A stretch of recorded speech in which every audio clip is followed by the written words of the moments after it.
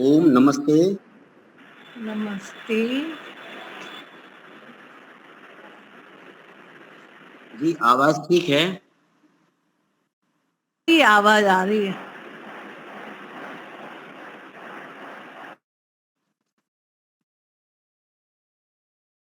अच्छा, दीपालिका बहन जी, आपकी कुर्सी दिख रही है। एक दूसरे दो सिस्टम से लॉग, दो सिस्टम पे हैं आप।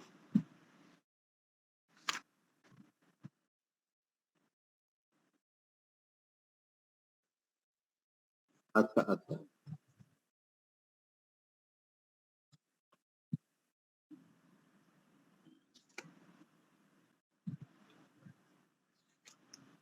हम लोग संस्कार के क्रम में विवाह संस्कार को देख रहे थे और पिछले सत्र में विवाह संस्कार संस्कार के क्रम श्रृंखला में 13वां संस्कार है। 14वां हम लोगों के लिए वानप्रस्थ होगा, 15वां संन्यास और 16वां अंत्येष्टि। तो पढ़ने के और पढ़ाने की श्रृंखला में ये 13वां है। स्वामी जी ने 13वें संस्कार में रखा है, लेकिन वास्तविकता ये है, विवाह संस्कार बहुत सारे ऋषियों ने अपने गृह सूत्रों में प्रथम संस्कार माना है। विवाह संस्कार और विवाह संस्कार सभी संस्कारों की एक आधारशिला है। वर्तमान समय में हम चिंतन और मनन करें तो विवाह संस्कार के अंतर्गत जो अंतर्भूत है वह है सृष्टि कर्म की व्यवस्था, वंश की वृद्धि, उत्तम प्रजा की उत्पत्ति। तो उत्तम प्रजा की उत्पत्ति और गृहस्थ धर्म, जो गृहस्थ आश्रम है, उसको सुव्यवस्थित ढंग से संचालित करना। आश्रम में हम देखें और विचार करेंगे तो विवाह संस्कार जो गृहस्थ होता है वो सबसे बड़ा आश्रम माना जाता है, कई दृष्टि से बड़ा माना जाता है। एक तो ये सभी आश्रम गृहस्थ आश्रम पर निर्भर होते हैं। पहला इस दृष्टि से उनके आहार, भोजन, आहार अर्थात भोजन का प्रबंध, आवास का प्रबंध या आश्रमों को संचालन करने की जिम्मेदारी गृहस्थ के ऊपर होता है। दूसरा, इसी गृहस्थ आश्रम से चल करके सभी आश्रम में जाते हैं, ब्रह्मचर्य आश्रम में, वानप्रस्थ में, संन्यास में। यदि ये गृह आश्रम ना हो तो ये तीनों जाने वाले वो सदस्य नहीं मिलेंगे, परिवार नहीं मिलेंगे, यहीं से निकल करके जाते। इस दृष्टि से भी जो आश्रमों का स्रोत है वो गृह आश्रम है। यही गृह आश्रम अर्थात वानप्रस्थ, ये विवाह संस्कार है। और गृह आश्रम का अभिप्राय ही है, उसका मूल ही है कि विवाह संस्कार से प्रारंभ होता है। विवाह संस्कार से, इस दृष्टि से ज्ञान की दृष्टि से, उपकार की दृष्टि से संन्यास आश्रम बड़ा होता है। तो कोई आश्रम को किस दृष्टि से बताया जा रहा है, छोटा बड़ा या अपेक्षाकृत, यह हम लोगों को समझने के जैसा होता है। अब पुनः अपने इसी विवाह संस्कार के उसमें आ जाएं कि यदि विवाह ठीक है तो गृह आश्रम ठीक रहेगा, गृह आश्रम ठीक रहेगा तो प्रजा की उत्पत्ति ठीक होगी, प्रजा की उत्पत्ति ठीक होगी तो प्रत्येक शुद्ध और दिव्य अमल आत्माएं जन्म लेंगी। जब शुद्ध, दिव्य और अमल आत्माएं जन्म लेंगी तो सभी आश्रम में अच्छे लोग जाएंगे, अच्छी आत्माएं जाएंगी और अच्छे समाज का निर्माण होगा। ये मूल भावना थी और पिछली बार हम लोगों ने ये सुना भी और समझने का प्रयत्न किया। अब जो हम लोगों के यहाँ विवाह प्रारंभ होता है तो वो विवाह कई सत्रों में प्रारंभ होता है। विवाह संस्कार का सत्र का मतलब है कि विवाह ही संस्कार एक ऐसा संस्कार है कि कुछ भाग अभी आप कर लीजिए, फिर रोक दीजिए, फिर संस्कार कुछ भाग बाद में होता है।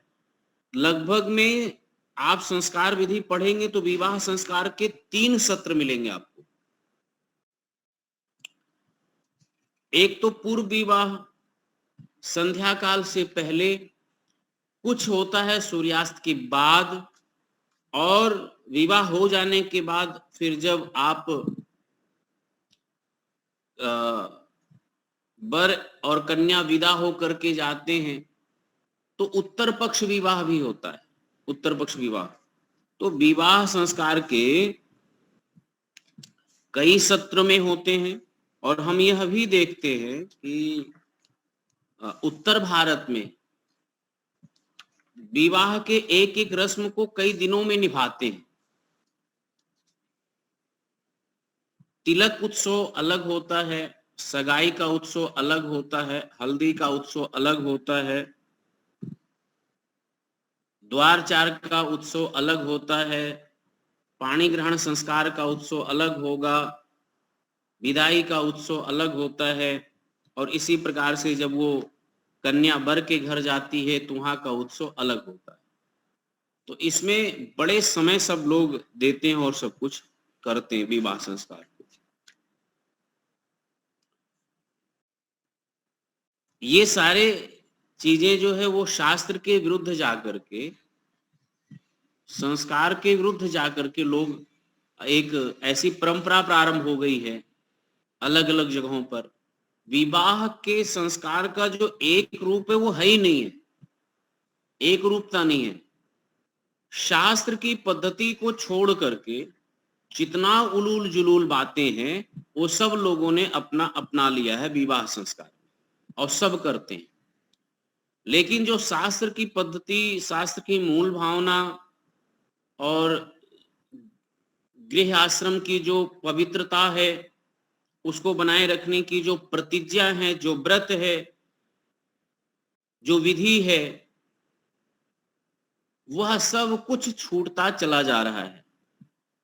मैं ऐसा नहीं कहूंगा कि लोगों की श्रद्धा नहीं है या लोगों की निष्ठा नहीं है शास्त्रों में, या लोग इस प्रकार से कराना नहीं चाहते हैं, लेकिन वो जानते नहीं है। बहुत सारे मात्रा ऐसे लोग हैं कि विवाह का वास्तविक स्वरूप क्या है, विवाह संस्कार का वास्तविक स्वरूप क्या है, और गृह आश्रम का मूल स्वरूप क्या है, ये लोग नहीं जानते।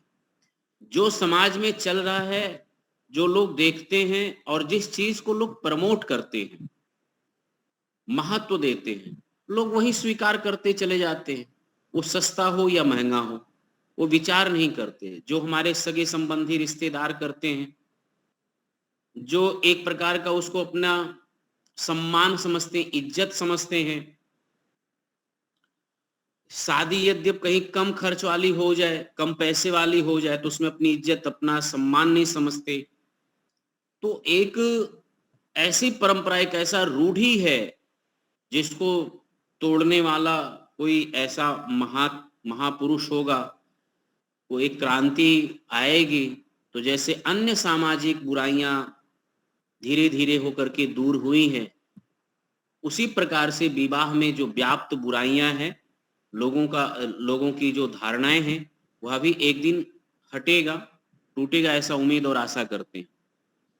तो जो शास्त्रीय पद्धति से विवाह होना चाहिए और जो उसकी मूल भावना है, उसको हम लोग समझने का प्रयत्न करते हैं।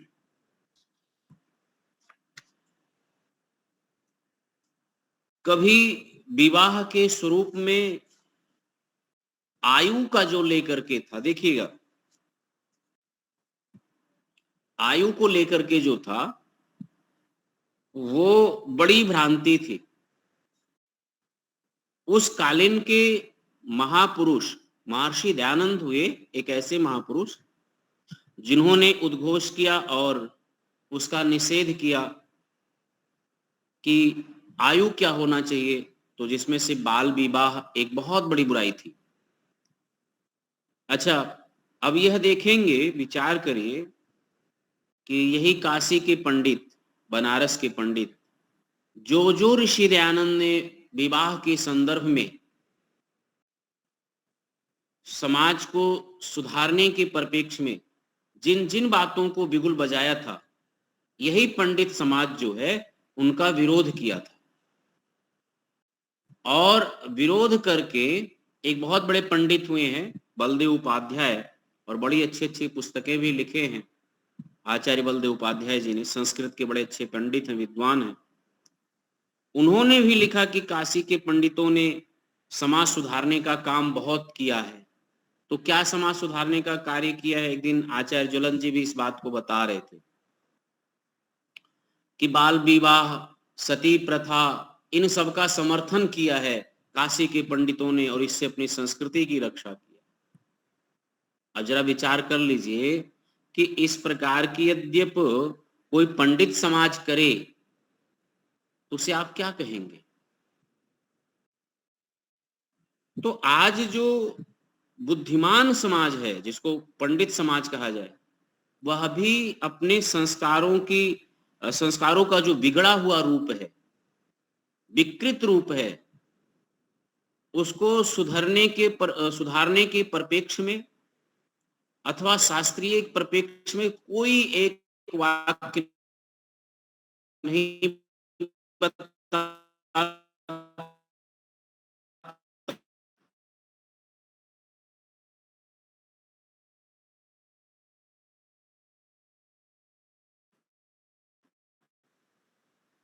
पंडित पहुंच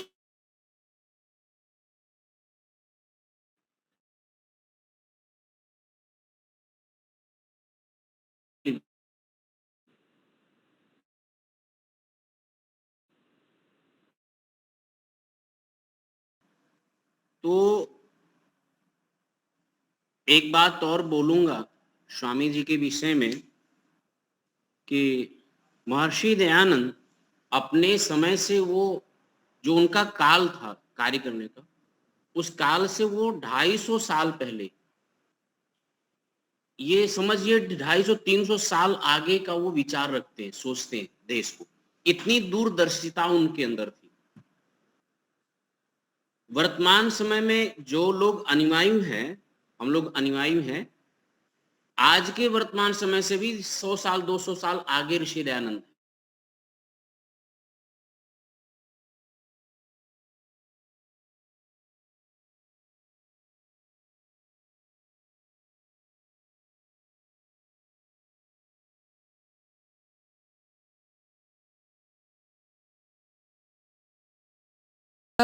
जान का दूर अंधेरा हुआ, अजानता का दूर अंधेरा, घर घर जाने के दीप जले तेरे कारण, जन जन को हम सभी को मिला है ये नवजीवन। चुके है सो वंदन, करे तेरा अभिनंदन। ओ देव दयानंद, देख लिया तेरे कारण, हम सभी को झाड़ जखांड तूने जड़ से उखाड़े, झाड़ जखांड तूने जड़ से उखाड़े, बगियों में नए नए फूल खिले तेरे कारण, जन जन को हम सबको मिला है ये नवजीवन। तुझे है सो वंदन, करे तेरा अभिनंदन। ओ देव दयानंद, देख लिया ते। अभी कोई व्यवधान नहीं है ना? हमें लगता है कि हमारा मोबाइल खराब है, ये बहुत पुराना हो गया, इसलिए वो हैंग करता है। ऐसा हो सकता है क्योंकि इसमें लैपटॉप में तो चल रहा है आवाज, ठीक है। तो हम लोग यह विचार कर रहे थे कि स्वामी जी ने हर एक क्षेत्र में सुधारने का प्रयत्न किया और वर्तमान समय में ऋषि दयानंद बहुत आगे की बात करते हैं। एक समय से बहुत पहले की बात करते हैं।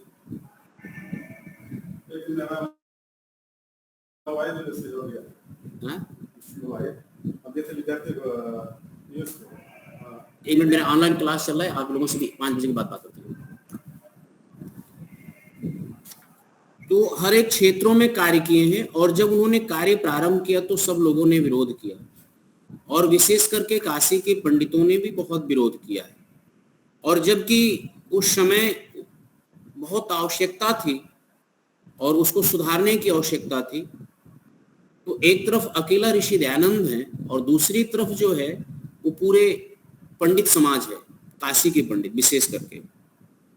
जब भी कोई सुधार कार्य के लिए लेख अभिलेख पत्रिकाओं में छपना, भाषण प्रवचनों में करते हैं, तो उनके विरोध में न जाने कितनी भ्रांतियां फैला दी जाती हैं, कितने लोग फैला दिए जाते हैं, कितना मतलब साथ में, और उसको सामाजिक सुधार का कार्य ही नहीं माना जाता था। उन्हीं में से विवाह की सुधारने में ऋषि ने जो आयु दिया है, आज भी उनके प्रत्युत्तर में बहुत सारे अभिलेख छपते हैं। बहुत सारे उनके विरोध में, उनके प्रतिपक्ष में बहुत सारे अभिलेख, लेख और बहुत सारे विद्वानों की पुस्तकें निकलती रहती हैं। लेकिन समय के साथ ऋषि दयानंद की एक एक बात सत्य होती जा रही है और लोग उसको स्वीकार करते जा रहे हैं बिना ऋषि दयानंद के नाम लिए। ये एक बात ये हम लोग को समझना होगा। और कुछ जैसे जैसे समय बीत रहा है और लोग उस पर शोध कर रहे हैं, अनुसंधान कर रहे हैं, उतनी उतनी बातों पर ऋषि दयानंद का वहां पर आप विचार करेंगे तो वो मिलता जाएगा। उन्हीं में से ये संस्कार है और संस्कारों में से उन्होंने विवाह संस्कार निकाल करके दिया। विवाह संस्कार में 8 प्रकार के विवाह सत्यार्थ प्रकाश में लिखे, लेकिन उसमें से एक आर्ष विवाह, देव विवाह या ब्रह्म विवाह है, जो तीनों की परिभाषा लिखते हैं और तीनों को बताते हैं कि कौन सा विवाह ब्रह्म विवाह है, आर्ष विवाह है और देव विवाह है। ये तीनों विवाह उत्तम कोटि के हैं, अच्छे माने जाते हैं। और लेकिन उसी में से राक्षस, पिशाच, गंधर्व ये निकृष्ट कोटि के माने गए, बहुत निकृष्ट कोटि के। तो जो ऋषियों ने जो विवाह बताया, जो हम लोगों के संस्कार में वर्तमान समय में प्रचलित है, मंत्रों का जिनमें विनियोग होता है, जिनमें अग्नि का आवाहन होता है और सारे वो कर्मकांड के द्वारा संपादित होता है, वो विवाह। और फिर विवाह के बाद जो शिक्षाएं हैं जिन पर हम लोग यहाँ पर आज बैठे हैं और उसको आगे एक एक करके चिंतित मनन चिंतन करेंगे, जो शिक्षाएं हैं मूलभूत और जीवन में जो धारण करना है। जब तक गृहस्थ आश्रम में रहना है तब तक इन शिक्षाओं को लेकर के जीना है, तब गृहस्थ आश्रम की शोभा है। और जब तक हम इन शिक्षाओं को नहीं अपनाते हैं, इन शिक्षाओं को अपने जीवन में धारण नहीं करते हैं, भारतीय संस्कृति यानी वैदिक संस्कृति के परिप्रेक्ष्य में इन बातों को नहीं देखते हैं, तब तक इसकी कोई शोभा नहीं है विवाह की। जब विवाह होता है तो पिछली कक्षा में एक बात बोले थे कि परस्पर दो परिवार मिलते हैं और एक वर एक कन्या, और वर एक दूसरे के हाथ में हाथ दे करके भगस्ते हस्तम गृभ्यणामि करके एक मंत्र, आगे जो पाणी ग्रहण का प्रथम मंत्र है, उसका मूल भाव ये यहाँ पर विचार करना चाहते हैं कि कन्या पूछती है कि भाई मैं आपके साथ चलना चाहती हूं और यज्ञवेदी पर हो गया है, लेकिन यह बताइए कि आप मेरा हाथ पकड़ रहे हैं यानी पाणी ग्रहण संस्कार कर रहे हैं मेरे साथ, तो ये पाणी ग्रहण संस्कार आप मेरे साथ क्यों कर रहे हैं, अर्थात विवाह क्यों कर रहे हैं। तो मंत्र में है कि भगस्ते हस्तम गृभ्यणामि सौभक्त्वाय कहने का अभिप्राय ये है कि आपका हाथ मैं सौभाग्य देने के लिए पकड़ रहा हूं। अब वर और कन्या, इस मंत्र की संगति देखें कि वर और कन्या अभी तक भाग्यशाली हैं, लेकिन जब जीवन में गृहस्थ में प्रवेश करते हैं और सुयोग्य वर सुयोग्य कन्या का वरण करता है, अथवा सुयोग्य वर का सुयोग्य कन्या एक दूसरे का वरण करती हैं या करते हैं, तो वो भी यही कहता है, वर भी यही कहता है कि मैं आपका हाथ पकड़ करके और आपको सौभाग्य देता हूं, तो कन्या भी कहती है मैं आपका हाथ पकड़ करके आपको सौभाग्य। यही सौभाग्य जाकर के अखंड सौभाग्य में बदलता है। विवाह से पूर्व अवश्य दोनों भाग्यशाली हैं, लेकिन विवाह के बाद दोनों सौभाग्यशाली बनते हैं। और हमारी वैदिक संस्कृति में अब कन्या यहीं से आशीर्वाद प्राप्त करती है कि अखंड सौभाग्यवती भव, अखंड सौभाग्य का। अब ये एक जीवन में वर आता है, वर आता है, तो कन्या का जीवन अखंड सौभाग्य कैसे? मतलब इतना महत्व क्यों दिया जा रहा है एक पति का महत्व? यह हमें हमारी संस्कृति की जो मूल आधार, मूल भावना, जो वैचारिक मूल भावना है, वह हम लोग को समझना चाहिए। लोग अलग अलग दृष्टि से देखते हैं। अलग दृष्टि से मैं ये बड़ा संभल करके बोल रहा हूं, क्योंकि ये वर्तमान का युग समानता की दृष्टि से देखते हैं। पति और पत्नी दोनों समान हैं। आगे मंत्र में भी कहते हैं कि हम दोनों मित्र हैं, और जब सखे शतपदी भव जब चलते हैं तो सखे सप्तपदी भव, अर्थात जो 7वां पद कदम चलते हैं दोनों साख्य भाव के लिए, गृहस्थ जीवन में साख्य भाव रहने के लिए चलते हैं।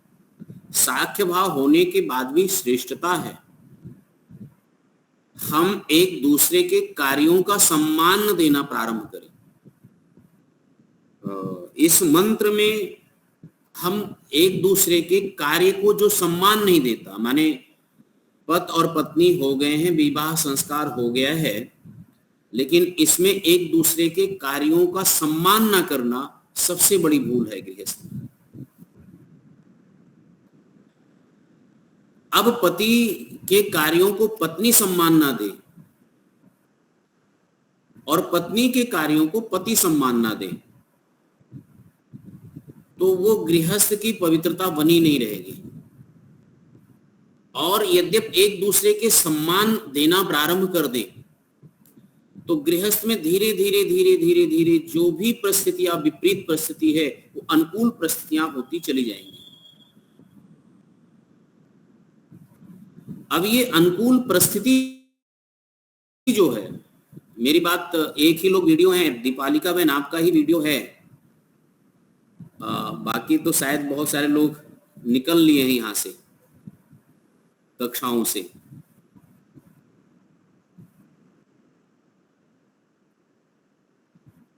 हाँ, निकल गए।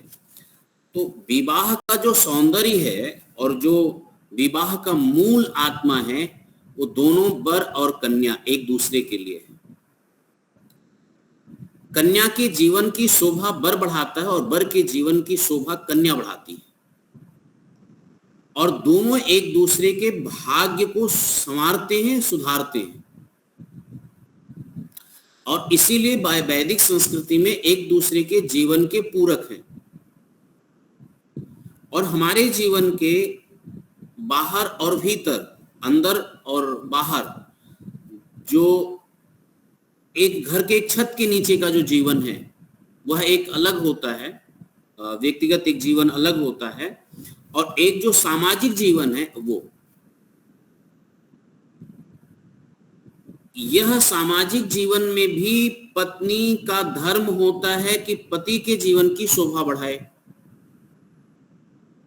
और सामाजिक जीवन के स्तर पर यद्यपि वो अपने पितृपक्ष में जाती है कन्या, तो पति का धर्म होता है कि उसकी शोभा बढ़ाए।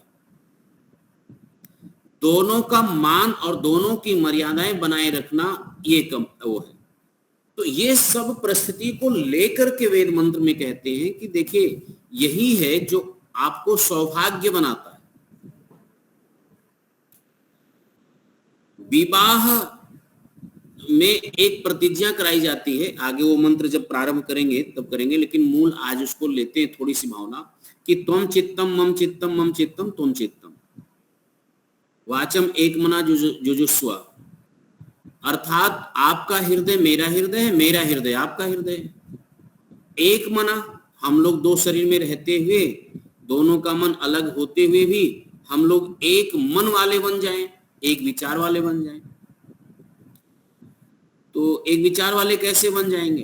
तो 2 गिलास में पानी रखे हैं। एक बार ऐसे ही विवाह संस्कार हो रहा था और आचार्य जी ने वर और कन्या को समझाते हुए कहा कि देखो भाई, इस गिलास का पानी और इस गिलास का पानी, दोनों गिलास के पानी को अब हम मिला देते हैं, तो इसमें से ये कोई बता सकता है कि दोनों गिलास के पानी अलग अलग हैं कि एक हैं?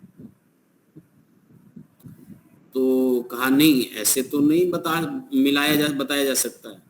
तो उन्होंने कहा कि जिस दिन कन्या का विचार और पति का विचार दोनों एक जैसा दिखने लग जाए और बाहर वालों को ये पता न लगे कि ये कन्या का विचार है या पति का विचार है।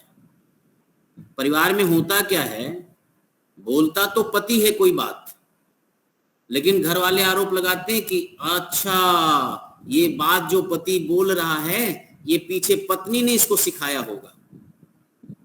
नई नई शादी हो, 2-4 महीने की बात होगी, तो पीछे से ये पता लगता है कि ये विचार इसका नहीं था, विवाह होने के बाद अब लड़का बदल गया।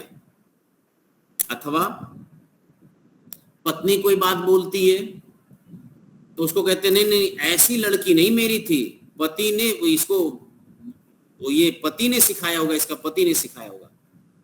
वास्तविकता ये कह रहे हैं कि लोग, बाहर के लोग आप दोनों लोगों के विचार को देख करके आपके विचारों को अलग अलग ना कर सके। जब घर और गृहस्थी को चलाना हो तो दोनों लोगों का निर्णय आप लोगों के स्वभाव पर, आप लोगों के विचार का ऐसा बनना चाहिए कि निर्णय कोई भी सुनाए ये लगे कि इनके परिवार का अपना स्वयं का निर्णय है। उसमें जब समाज हो अथवा परिवार के अन्य सदस्य हो और जब ये जजमेंट करने लग जाते हैं कि ये कन्या का हो सकता है या वर का ये विचार हो सकता है, तो वहां बहुत सारे मतभेद पैदा होते हैं, बहुत सारे द्वेष पैदा होते हैं और उस द्वेषात्मक में बहुत सारे कलह पैदा होते हैं। और जब ये कलह पैदा होता है तो वो जो गृहस्थ आश्रम का सौंदर्य है वो धीरे धीरे धीरे धीरे धीरे करके कम होता चला जाता है। गृहस्थ आश्रम का जो सौंदर्यता है, जो सुख है, वो कम होता है। वो कलह में परिवर्तन हो जाएगा, दुख में परिवर्तन हो जाएगा, वही नरक दिखाई देगा। क्यों दिखाई देगा? क्योंकि एक दूसरे का हृदय नहीं मिल रहा है। अच्छा, आज ऐसा कुछ माहौल, वातावरण बनता चला जा रहा है कि जो परिवार का वैचारिक मानवीय गुणों की आधारशिला पर जो परिवार जुड़ता है, बनता है, वर और कन्या एक दूसरे के लिए चुनते हैं, जो संस्कार होता है पति और पत्नी की, आज उसकी संख्याएं इसीलिए कम होती जा रही हैं कि वर का विचार और कन्याओं का विचार में कोई तालमेल नहीं होता और ना वो बिठाना ही चाहते, दोनों बिठाना नहीं चाहते। तो इस मंत्र के विरुद्ध जाकर के जो अपने यहाँ मंत्र आए हैं और जिन मंत्र के पीछे जो शिक्षाएं हैं, उन शिक्षाओं के पीछे जाकर के जो जीवन जीना प्रारंभ करते हैं, वहीं पर आप देखिए एक बहुत बड़ा अदृश्य रूप से ऐसा एक्सीडेंट है। अचानक एक दूसरे के लिए लोग हैं जिसको एक वो घटना घटती है और आत्मिक रूप से आप देखेंगे कि अंदर अंदर से दोनों अलग हैं। पत्नी ना पति को स्वीकार कर रही है और पति पत्नी को स्वीकार नहीं कर रहा है, और बाहर से संबंध जो है वो समझा जा रहा है कि पत्नी और दूसरे से विवाह है। अंदर से उनका कोई एक दूसरे के प्रति स्वीकृति नहीं होती, और जो स्वीकृति नहीं होती, बहुत दिन तक वो साथ साथ रहते हैं। जब बहुत दिन तक साथ साथ रहते हैं तो परस्पर जो है वो द्वेष ही होता है, परस्पर वो कलह ही होगा, परस्पर एक दूसरे के शत्रु भाव से ही रहते हैं। साथ में रहते हुए भी यह स्थितियां बनती चली जाती हैं। तो आप यह देखें कि ऋषियों ने बड़ी तपस्या करके बहुत मनोवैज्ञानिक तरीके से, वैचारिक तरीके से गृह आश्रम में प्रवेश करने से पहले यह विवाह संस्कार की जो पद्धति दिया और जो मंत्र दिया, होता क्या है बहन जी, एक मंत्र है, एक तंत्र है। तंत्र से व्यवस्थाएं संचालित होती हैं। वो मंत्र तंत्र पौराणिक वाला मत लीजिएगा। तंत्र का अभिप्राय है कि आपके घर के नीति नियम व्यवस्था जो हम लोग बनाते हैं, वो है तंत्र। जैसे इस देश को चलाने के लिए तंत्र की आवश्यकता है, और वो तंत्र है तो एक व्यवस्था प्रणाली है, ये देश चल रहा है। यदि वो तंत्र ना हो, संस्थाएं ना हो, प्रशासनिक संस्थाएं ना हो, तो बहुत सारी संस्थाएं हैं जो देश को संचालित करने में अपना योगदान दे रही हैं। वो तंत्र है, व्यवस्था है। और मंत्र क्या है कि मंत्र वो वैचारिक बौद्धिक तत्व है जिससे तंत्र संचालित होता है, और यंत्र क्या है, साधन है। आज यंत्र की परिपक्वता देखिए तो घरों में साधन बहुत उपलब्ध है, यंत्र आपके पास हैं, लेकिन दो चीजें आपके पास में नहीं है। एक, वहां पर कोई तंत्र नहीं दिखता, कोई व्यवस्था नहीं दिखता, और उसको मानने वाले लोग नहीं दिखते। और दूसरा, जो मानने वाले क्यों नहीं दिखते, क्योंकि उसके पीछे का जो मंत्र है वो जीवन में मंत्र नहीं है। दीपालिका बहन, आप थोड़ा सा तंद्रा में है और आप ही केवल एक वीडियो में है, तो इसलिए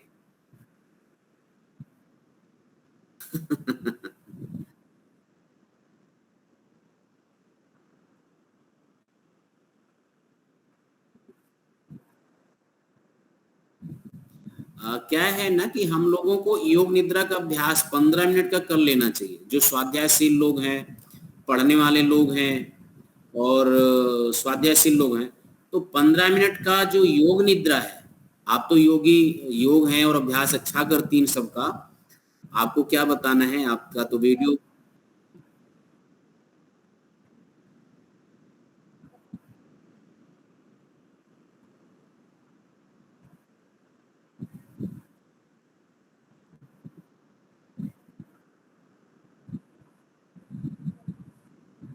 जी जी जी।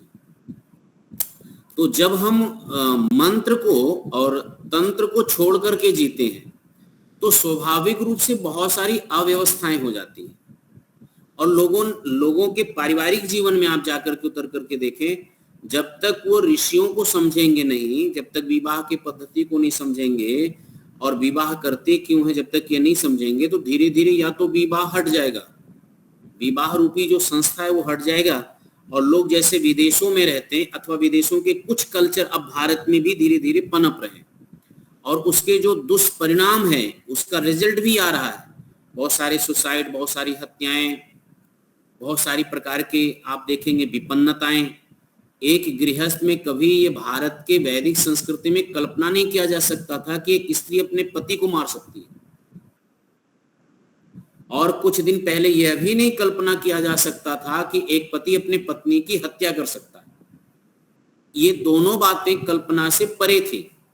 लेकिन अब धीरे धीरे बहन जी, पति पत्नी पर इतना प्रताड़ना किया, अपने बल का प्रयोग करता है कि लोगों को यह सामान्य दिखने लगा था।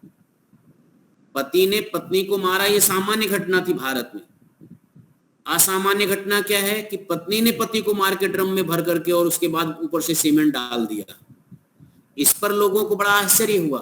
लेकिन धीरे धीरे आप देखिएगा, जब हमारे सामने घटनाएं रोज घटने लगती हैं तो उसको हम साधारण में लेने लगते हैं, साधारण उसमें लेने लगते हैं। लेकिन इसके पीछे कभी विचार जा करके देखिएगा, जब महिलाओं पर अत्याचार हुआ, प्रताड़ना हुआ, तो दहेज प्रथा लागू हुआ, बड़े सख्त कानून बन गए।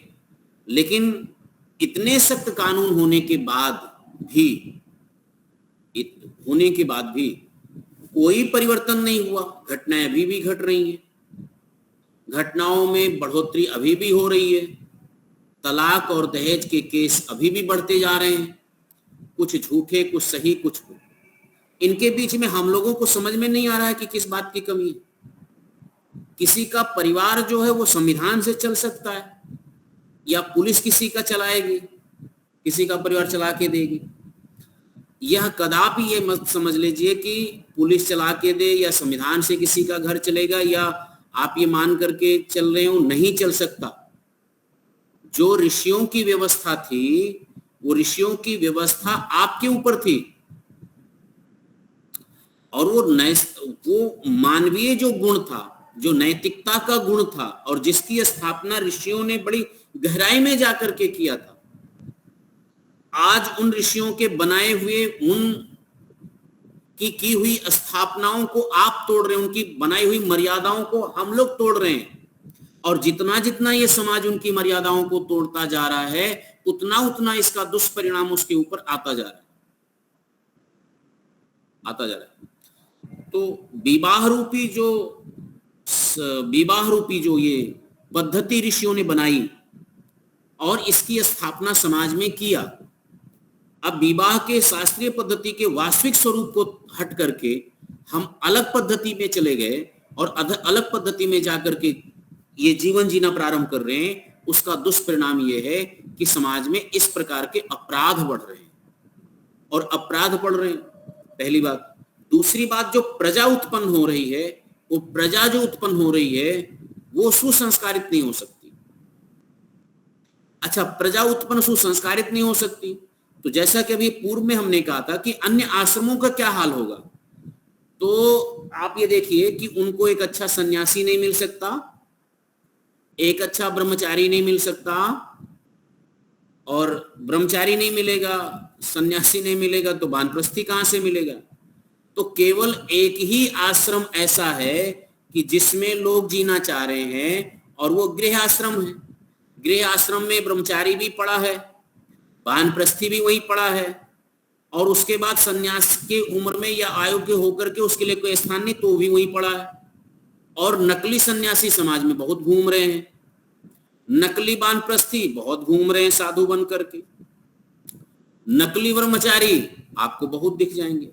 तो ये असंतुलन, जो जीवन असंतुलन समाज में दिख रहा है इस सब की पद्धति में, और आप ऋषि मुनियों को दोष देते हुए लोगों को देख जाएंगे। अलग बहुत सारी संस्थाएं आकर के खड़ी हो गई हैं ऋषि मुनियों को गलत ठहराने के लिए, झूठा प्रोपेगेंडा करने के लिए। इतने सारे लोग कि ऋषि, हम ये नहीं देख रहे हैं कि ऋषियों ने समाज में स्थापना कर रखी थी, उस क्या था, और आज वर्तमान में उनको छोड़ करके जीवन जीने वालों लोगों का प्रतिफल क्या है, समाज में किस प्रकार से मतलब आप अपने मित्र के साथ चलिए और वहां भी डर भय सब कुछ लगा रहता है, डर भय सब कुछ रहता है। तो विवाह की स्थिति बड़ी विपन्नताएं जैसी ली हुई है। तो इसका वास्तविक स्वरूप,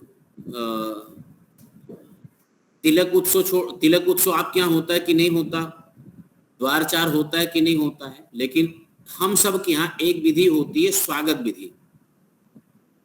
वो स्वागत विधि जो है, जब बालक आता है तो चौखट पर, दरवाजे पर उसका स्वागत करते हैं।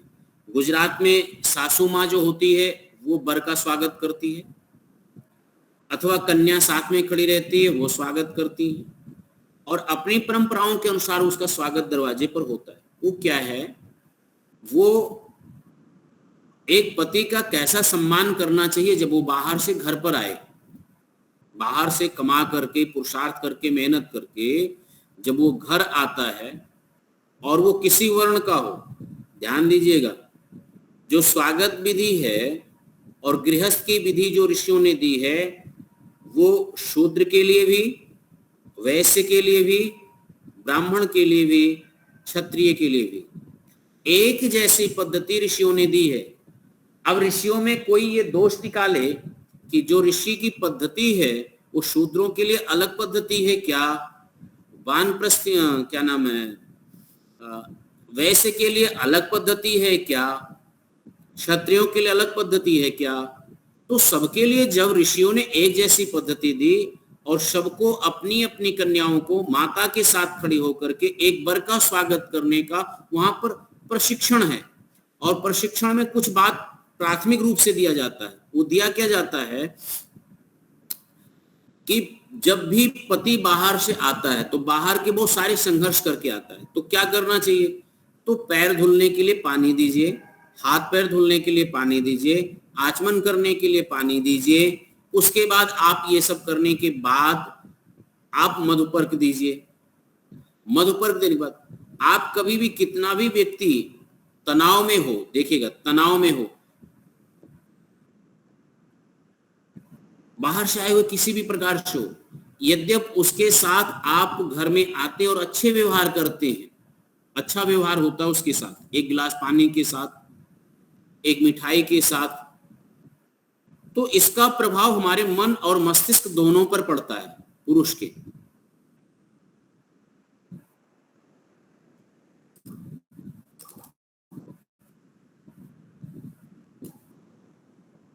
बाहर से आए हुए पति के साथ अच्छा व्यवहार ना होवे, गिलास पानी ना हो, तो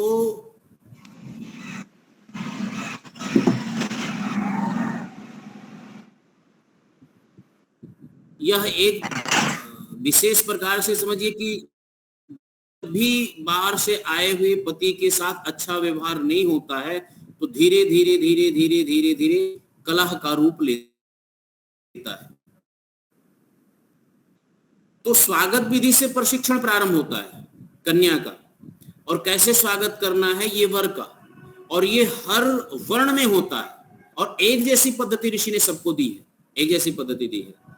तो छोटे से लेकर के बड़े तक का जो स्वागत का है कि हमें बड़ों का सम्मान कैसे घर में करना है, छोटों के साथ प्यार कैसे करना है, सबके साथ बर्ताव कैसे करना है, वो वहां से प्रारंभ होता है।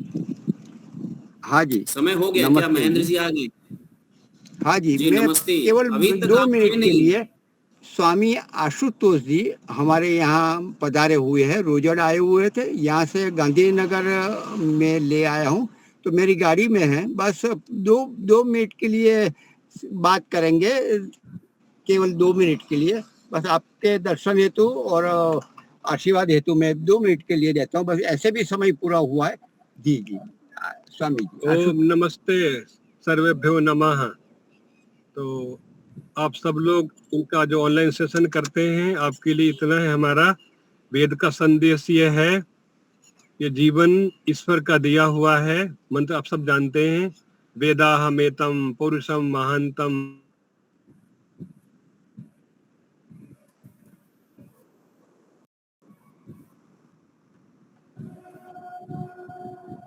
जीवन हमको मनुष्य का मिला हुआ है, इसमें परमात्मा की बनाई सृष्टि को जानना और उस सृष्टि का जो कारण उसको जानना, पहचानना, अपनी आत्मा को जानना। हम आत्मा है चेतन अल्पज्य, हमारा जो गोल है परमात्मा चेतन, परमात्मा सर्वज्ञ हमारा लक्ष्य है। तो इस जीवन में उसको पाने के लिए यम नियम का पालन करना, अष्टांगियों का अभ्यास करना।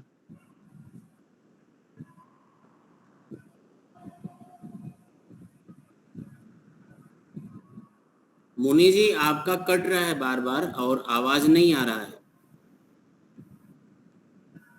और हम सृष्टि में न्यूनतम साधनों का प्रयोग करके उत्तम जीवन जीवे, ये हमारे सूत्र हैं। कम से कम बिजली, कम से कम पानी, कम से कम खाना और लंबा जीना, निरोग रहना, ये सूत्र है। अधिक इच्छा करना परमानंद पाने के लिए, अनंत है, असीम है। संसार के पदार्थों को जीने के लिए प्रयोग करना है। तेन त्यक्तेन भुंजीता, और हमारा आनंद है परमानंद, हमारा भोजन है ज्ञानामृतम भोजनम। तो अपनी पहचान, हम आत्माएं हैं, स्त्री पुरुष काला गोरा शरीर का धर्म है। हम आत्मा न स्त्री है न पुरुष है न काले गोरे हैं, हम शुद्ध पवित्र आत्मा है। तो हमारा खाना पवित्र हो, विचार पवित्र हो। परमात्मा क्या है? पवित्रतम है। तो हमारे विचारों में सर्वत्र पवित्रता का होना, इससे जीवन सरल बनेगा, सादा बनेगा, चिंताएं कम सताएंगी और अगला जन्म अच्छा मिलेगा। जितना दिन जिएंगे, इसलिए संसार में उपकार करके जिएंगे। सेवा देनी है, लेने की इच्छा कम करनी है। हमको ये सेवा ले लो, ये सेवा देनी है, कम से कम सेवा लेनी है, तो परमात्मा फिर आगे और अच्छा अवसर देंगे। अपनों का समय पूरा होता है। सबके लिए शुभकामना। सबके जीवन में ईश्वर का भरपूर विश्वास हो, आत्मा जागरण की भावना, आत्म चेतना के भाव को जगाएं, माइंड कंट्रोल करें, इंद्रियों को जीतें। ठीक है, शरीर की निरोगता, इंद्रियों पे हमारा वशित्व होना, मन को पवित्र रखना, बुद्धि को निर्मल बनाना है, आत्मा को धर्मात्मा बनाना है। यही वेदोक्त जीवन जीने की विधा है। ओम शम। बहुत बहुत ही धन्यवाद। आप शायद नहीं जानते, अभी अभी मॉरिशस हमारे स्वामी आशुतोष जी गए हुए थे, 8 मास वहाँ रुके। वहाँ प्रति मंगलवार को कुछ समय के लिए आधा घंटा पौना घंटा होगा, तो वेद प्रवचन उनके यज्ञ आदि भी क्रिया, विशेष यज्ञ प्रेमी है और अपने महंगी से महंगी वस्तु घी बेस्ड आहुति डालते, प्रतिदिन वो सुबह शाम करते। तो थोड़े वहाँ की वातावरण आदि ठीक नहीं लगा, तो थोड़ा अस्वस्थ हुए। तो हमारे डॉक्टर वैद्य है अपने, तो आयुर्वेद कोलौड़ा में, तो वो ट्रीटमेंट के लिए हम जा रहे। तो अपने जो वैद्य जी है, कौन अपने नाम में बोल गया अपना, फाल्गुन भाई पटेल, हाँ, वो अभी लेने आएंगे। तो उनके साथ वो कल एडमिट हो जाएंगे।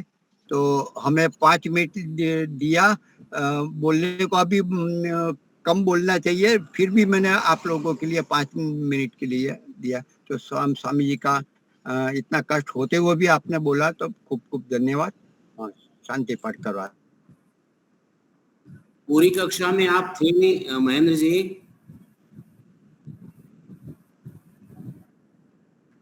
हाँ हाँ जी, मैं अभी मैं गाड़ी रास्ते में रोकी हमारे सेक्टर में, तो मैं वो निकल जाएंगे, इससे पहले आप लोगों से जरा दर्शन करवा दूं और आशीर्वाद प्राप्त कर ले, तो ये भावना से मैंने रोकी है।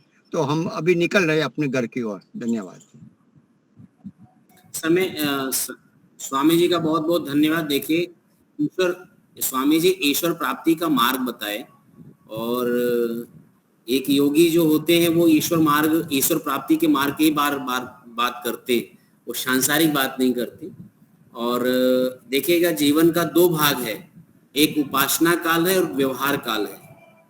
तो व्यवहार काल में हम लोग ज्यादा रहते हैं, उपासना काल तो बहुत कम ही हो पाता है।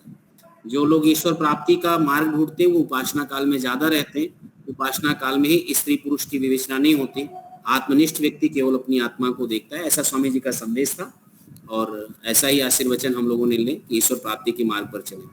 रही बात संसार की, तो संसार में जब समझना होगा तो संसार की दृष्टि से ही संसार को समझा जाता है। तो अब समय हो गया है, ज्यादा ही समय हो रहा है, 10 मिनट ज्यादा ही हो रहा है। तो सबको बहुत बहुत धन्यवाद, बहुत बहुत साधुवाद। हम भी अपनी बातों को उपसंग।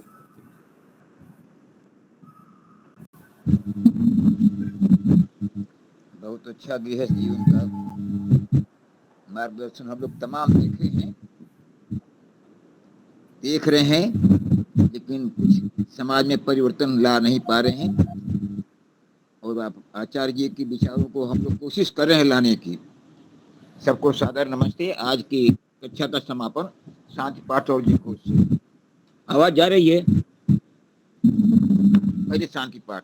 ओम ध्यौ शांति अंतरिक्षम शांति पृथ्वी शांतिरापः शांतिरोषधयः शांतिर वनस्पतयः शांतिर्विश्वे देवा शांतिर्ब्रह्म शांति सर्वं शांति शांतिरेव शांति सामा शांतिरेधि।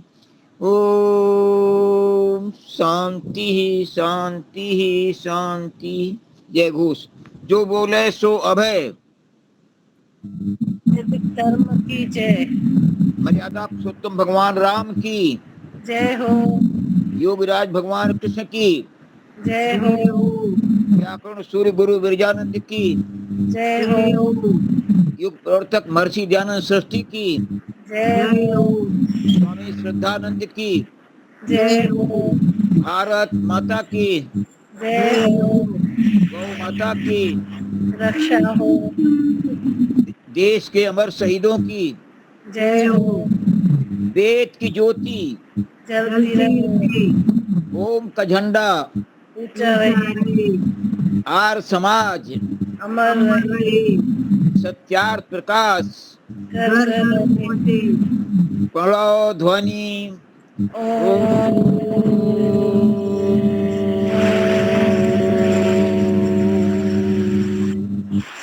वैदिक अभिवादन सबको सादर नमस्ते।